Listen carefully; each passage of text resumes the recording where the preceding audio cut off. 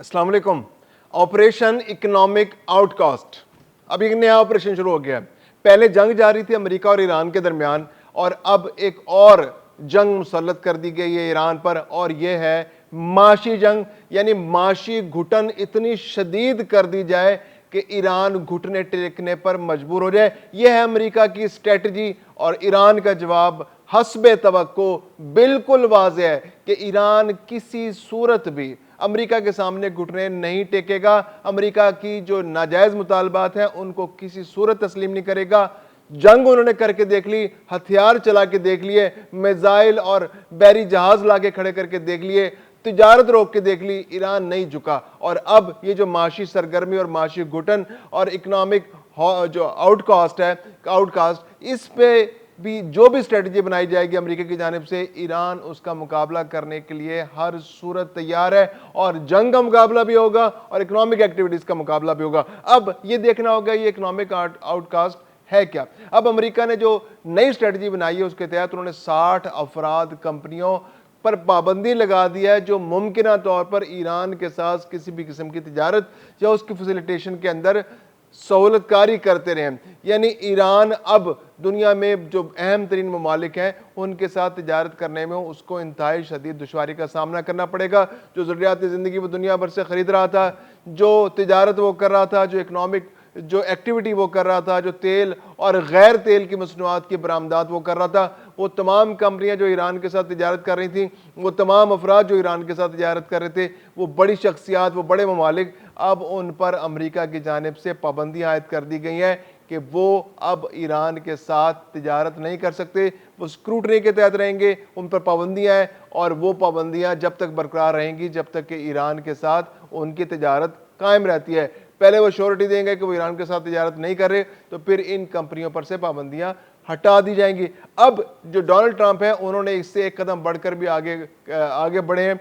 उनके बारे में इतलात ये है कि उन्होंने दुनिया के जो आलमी लीडर्स हैं उनसे राब्ता किया है, उनसे कहा है कि वो ईरान के साथ तिजारत ना करें। उन्होंने जो उनके दोस्त ममालिक हैं और जिनके साथ उनका राब्ता है, जिनके साथ वो टेलीफोन में गुफ्तगू करते रहते हैं, उनसे एक एक करके वो गुफ्तगू कर रहे हैं और उनको कायल करने की कोशिश कर रहे हैं कि जो ये माशी नाकाबंदी है, जो माशी घुटन पैदा करने की कोशिश की जा रही है ईरान के लिए, उसमें ताउन उनके साथ पूरा ताउन किया जाए ताकि अमेरिका अपने मतलूबा नताइज हासिल कर सके।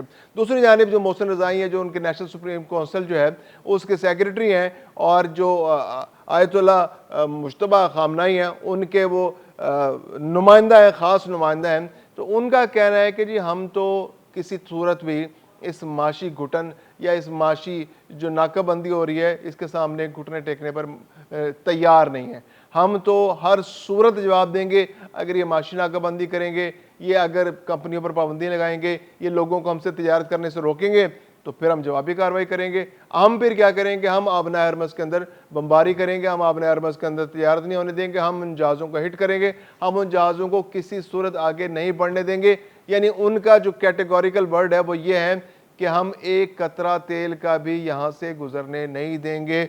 और एक कतरा तेल का गुजरने ना देना यानी कि मुकम्मल तौर पर आपने अगर तेल की पैदावार, यहाँ से तेल की बरामदात या तेल की रोक दी, तो इसका मतलब है कि दुनिया 20% तेल और गैस से महरूम हो जाएगी।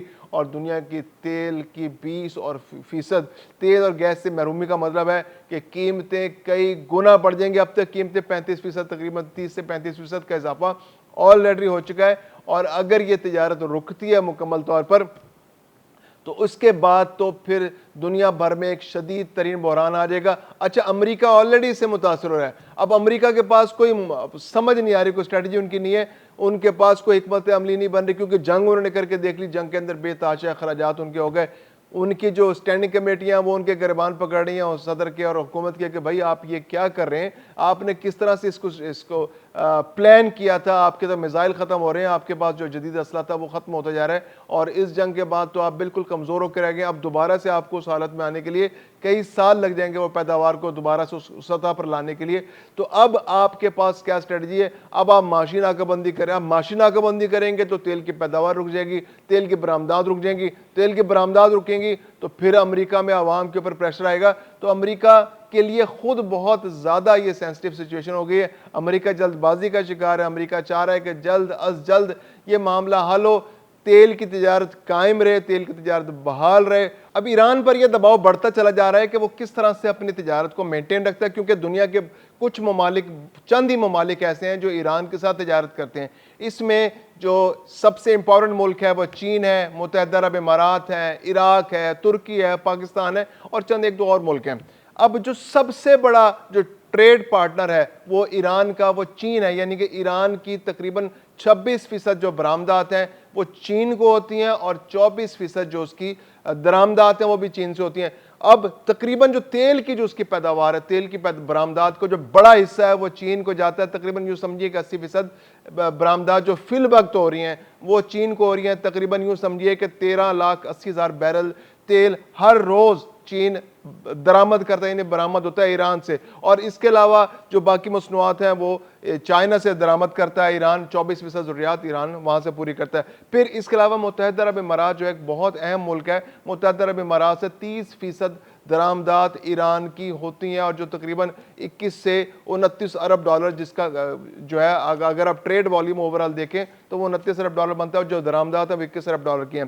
اس کے علاوہ عراق ہے جو سب سے جو چائنا کے بعد جو سب سے زیادہ برآمدات جو ہیں ایران کی وہ عراق کو کی جاتی ہیں، وہ تقریباً 11 سے 12 ارب ڈالر سالانہ جو ہے وہ برآمدات عراق کو کی جاتی ہیں۔ تو یہ ایران کے جو امپورٹنٹ پارٹنرز ہیں۔ پھر اس کے علاوہ ترکی ہے جو 6 سے 7 ارب ڈالر کی ٹریڈ ہے جس کی، اور اس کے علاوہ بھارت ہے، بھارت کے ساتھ بہت زیادہ ٹریڈ ہوتی تھی، 17 ارب ڈالر تک ایک وقت میں اس کا والیوم ہو گیا تھا، لیکن پھر امریکی دباؤ کی وجہ سے بھارت پیچھے ہٹ گیا اور بھارت اس طرح سے آگے نہیں بڑھا۔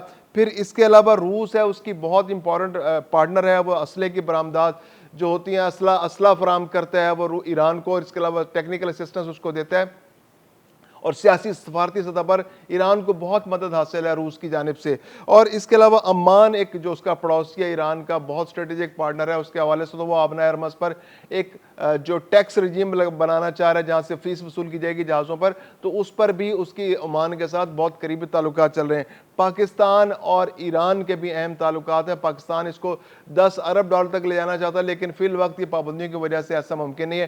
تو یہ تمام ممالک جو ہیں اب ان کے مفادات کو بھی نقصان پہنچے گا۔ خاص طور پر چین اس وقت اس پوزیشن میں ہے کہ وہ امریکہ کی آنکھوں میں آنکھیں ڈال کر امریکہ کو چیلنج کر سکتا ہے کہ آپ ہمیں اس تجارت سے نہیں روک سکتے، اور اگر پابندیاں لگتی ہیں تو چین ایک ایسا ملک ہے جو ان پابندیوں کو خاطر میں نہ لائے بغیر امریکہ کی ناراضگی کو مول لیتے ہوئے، امریکہ کو چیلنج کرتے ہوئے ایران کے ساتھ ٹریڈ کر سکتا ہے، کیونکہ چائنا کے پاس کچھ ایسی چیزیں ہیں، ایسے ذخائر موجود ہیں جو ریئر ارتھ منرلز ہیں، وہ ایران کے جو چائنا کے پاس ایک وسیع ذخیرہ موجود ہے، اور امریکہ مجبور ہے، امریکہ کی جو میزائل ٹیکنالوجی ہے، جو اسٹیلتھ ٹیکنالوجی ہے، اور جو وہاں پر دفاعی صنعت ہے، ٹینک بنانے کے جو ضروریات ہیں ان کی، اس کے لیے وہ ریئر جو ارتھ منرلز ہیں ان کی شدید ضرورت ہوتی ہے، اور اگر وہ چائنا پر پابندیاں لگاتا ہے تو چائنا اس کی سپلائی روک لے گا، جو امریکہ کسی صورت برداشت نہیں کر سکتا۔ تو چین تو ایک ایسا ملک ہے جو آنکھوں میں آنکھیں ڈال کر ایران کے ساتھ تجارت جاری رکھ سکتا ہے، روس بھی جاری رکھ سکتا ہے، لیکن باقی ممالک کے لیے واقعی دشواری ہوگی۔ یوئی جو ہے متحدہ عرب امارات پہلے ہی پابندیاں عائد کر چکا ہے، اور وہ جو اگلتا حکم ثانی جو ہے ایران کے ساتھ ہر قسم کی تجارت کو روک چکا ہے۔ تو اب یہ شدید گھٹن کا جو معاملہ ہے یہ ایران کے لیے بہت مشکلات پیدا کرنے جا رہا ہے۔ ایران کو چیلنج کا سامنا ہے، 60 کمپنیاں اور افراد جو ہیں ہم پہ پابندیاں لگ چکی ہیں، امریکہ جو ہے آنے والے دنوں میں اس پر مزید اضافہ کرتا جائے گا۔ دوسری جانب پاکستان کی جانب سے بہت شدید کوشش کی جا رہی ہے۔ سید عاصم منیر اپنا دورہ مکمل کیا انہوں نے ایران کا، وہاں پہ سید محسن رضا نقوی بھی ان کے ساتھ موجود تھے، تو وہاں پر یہی صورتحال ڈسکشن میں آئی ISPR کے مطابق کہ کسی طرح سے آبنائے ارمز میں جو ناکہ بندی ہے اس کو روکا جائے، امریکہ کی جانب سے بھی ایز ہو سچویشن، اور ایران بھی اس سارے معاملے میں کچھ ایسا درمیانی راستہ اختیار کرے کہ تجارت جو ہے وہ کنٹینیو ہو اور خطے کے اندر امن برقرار رہے، خطے میں جو تجارت ہے وہ بھی قائم رہے، اور یہ فیس اور آبنائے ارمز کے جو معاملات ہیں ان کو فی الحال پس پش ڈال کر معاملات کو نارملائز کرنے کی کوشش کی جائے۔